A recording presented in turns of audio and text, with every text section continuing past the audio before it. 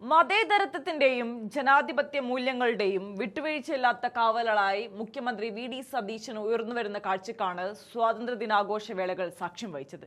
പ്രതിസന്ധികളെയും രാഷ്ട്രീയ എതിരാളികളുടെ കുപ്രചരണങ്ങളെയും സ്വന്തം രാഷ്ട്രീയ തന്ത്രജ്ഞത കൊണ്ട് അതിജീവിച്ച് തനിക്കെതിരെ ഉയർന്നുവന്ന വിമർശനങ്ങളെ മുഴുവൻ അനുകൂലമായ രാഷ്ട്രീയ നേട്ടമാക്കി മാറ്റാൻ അദ്ദേഹത്തിന് സാധിച്ചു.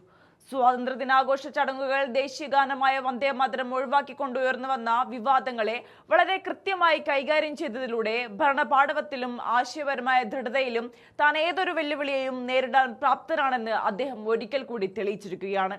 സംസ്ഥാനത്തെ സ്വാതന്ത്ര്യദിനാഘോഷ പരിപാടിയിൽ നിന്ന് വന്ദേമാതരം ഒഴിവാക്കാനുള്ള തീരുമാനം സതീശന്റെ മതേതര പ്രതിച്ഛായയ്ക്ക് വലിയ മാറ്റുകൂട്ടുകയും അദ്ദേഹത്തിന്റെ രാഷ്ട്രീയ വ്യക്തിത്വത്തെ കൂടുതൽ ശക്തമാക്കുകയും ചെയ്തിരിക്കുകയാണ്.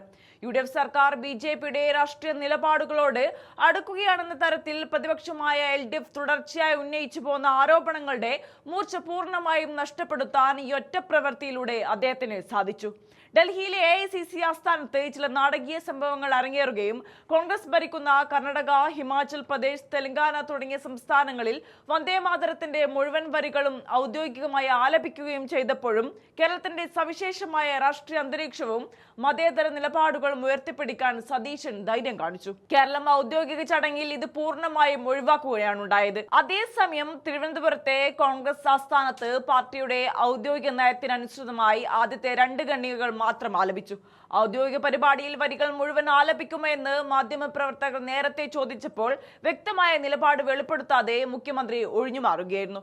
സ്വാതന്ത്ര്യദിനത്തിൽ എന്ത് സംഭവിക്കുന്നെന്ന് കണ്ടുനോക്കൂ എന്നായിരുന്നു അദ്ദേഹത്തിന്റെ ഹ്രസ്വമായ മറുപടി.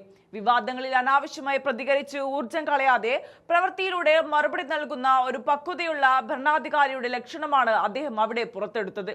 സ്വാതന്ത്ര്യദിനത്തിലും ഹർഘർ തിരംഗ പരിപാടിയിലും വന്ദേമാതരത്തിന്റെ മുഴുവൻ വരികളും ആലപിക്കണമെന്ന കേന്ദ്ര സർക്കാർ നിർദ്ദേശം പാലിക്കാൻ ചീഫ് സെക്രട്ടറി സർക്കാർ സ്ഥാപനങ്ങൾക്ക് നിർദ്ദേശം നൽകിയതോടെയാണ് വിവാദങ്ങൾക്ക് തുടക്കമായത്.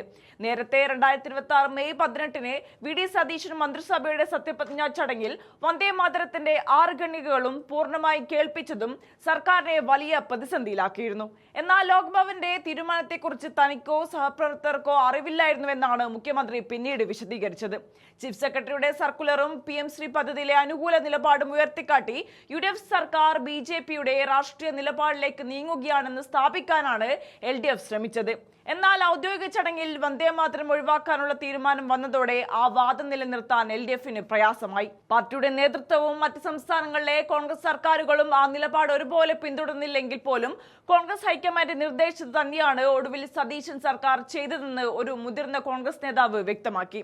പാർട്ടി ഹൈക്കമാൻഡിന്റെ യഥാർത്ഥ ആശയപരമായ നിർദ്ദേശങ്ങളെ മുറുകെ പിടിച്ചുകൊണ്ട് എന്നാൽ സംസ്ഥാനത്തിന്റെ മതേതര മനസാക്ഷിക്ക് മുറിവേൽക്കാത്ത വിധം കാര്യങ്ങൾ കൈകാര്യം ചെയ്യാൻ വി.ഡി. സതീശന് കഴിഞ്ഞു എന്നത് ഏതൊരു ഭരണാധികാരിക്കും മാതൃകയാക്കാവുന്ന ഒന്നാണ്. വിമർശകരുടെ നാവടപ്പിച്ചുകൊണ്ട് എന്നാൽ തന്റെ ജനങ്ങളെയും ഒരുപോലെ തൃപ്തിപ്പെടുത്തി മുന്നോട്ടു പോകാൻ അദ്ദേഹത്തിന് കഴിഞ്ഞു. തത്വനിഷ്ഠിതമായ രാഷ്ട്രീയ നിലപാടുകളിൽ ഒട്ടും പിന്നോട്ടില്ലെന്ന് ഉറക്കെ പ്രഖ്യാപിച്ച വി.ഡി. സതീശൻ മുഖ്യമന്ത്രി എന്ന നിലയിലും രാഷ്ട്രീയ തന്ത്രജ്ഞൻ എന്ന നിലയിലും കേരള രാഷ്ട്രീയത്തിൽ തന്റെ സ്ഥാനം സമാനതകളില്ലാത്ത വിധം ഉറപ്പിച്ചു കഴിഞ്ഞിരിക്കുകയാണ്.